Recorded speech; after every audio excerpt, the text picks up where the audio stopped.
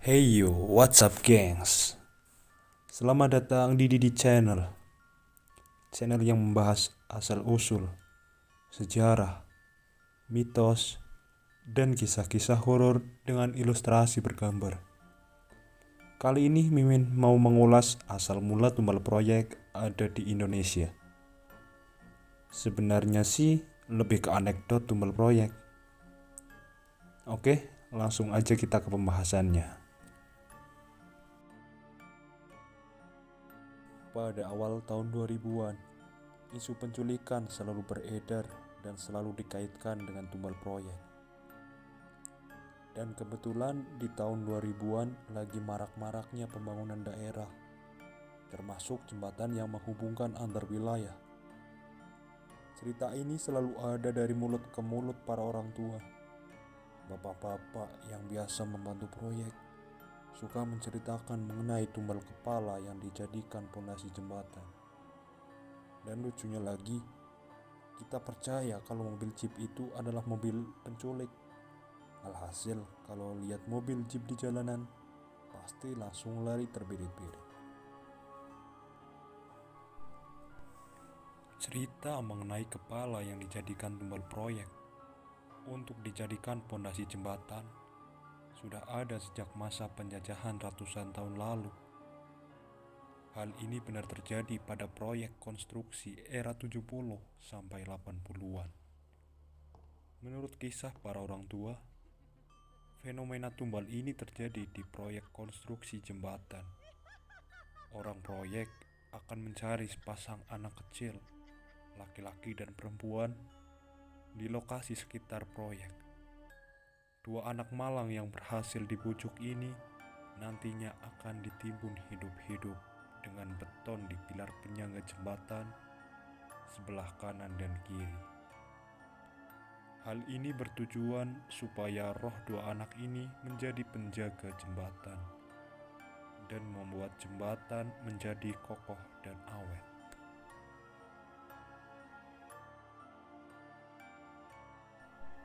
Dipikir, hal sekejam tumbal proyek dilakukan supaya jembatannya kuat.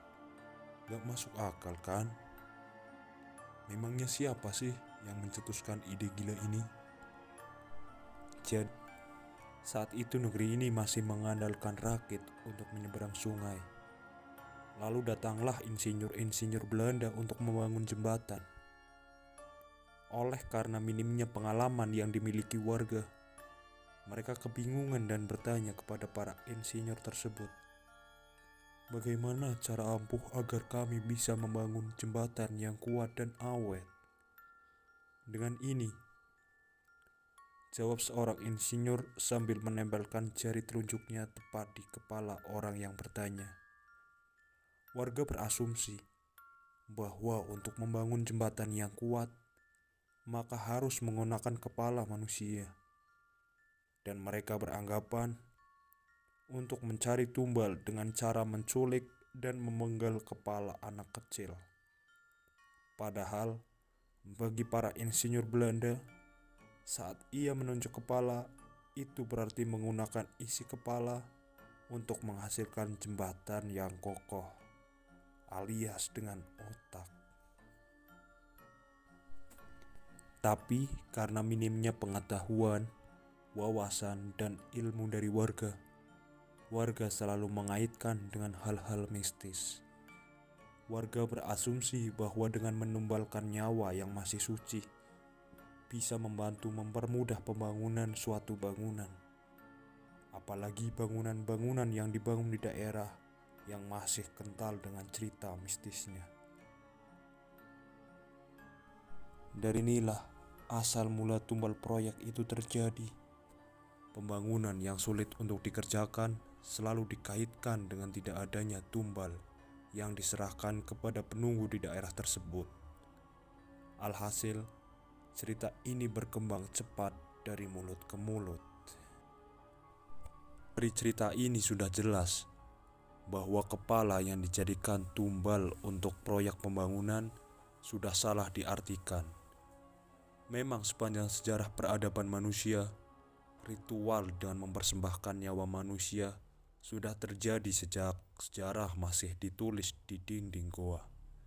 Tujuannya mulai dari meminta hujan, menuntaskan wabah penyakit, minta menang perang, dan lain-lain. Itulah asal mula dari kisah Tumbal Proyek. Berawal dari salah penafsiran hingga jadi urban legend. Semoga bisa dijadikan pembelajaran. Selalu awali semuanya dengan doa, dan percayalah kekuatan dari Tuhanlah yang membuat semua bisa jadi kuat. Jika kalian suka dengan video kami, jangan lupa klik like, komen, dan subscribe, serta share sebanyak mungkin. Have a nice day. Tetap menyerah dan jangan semangat.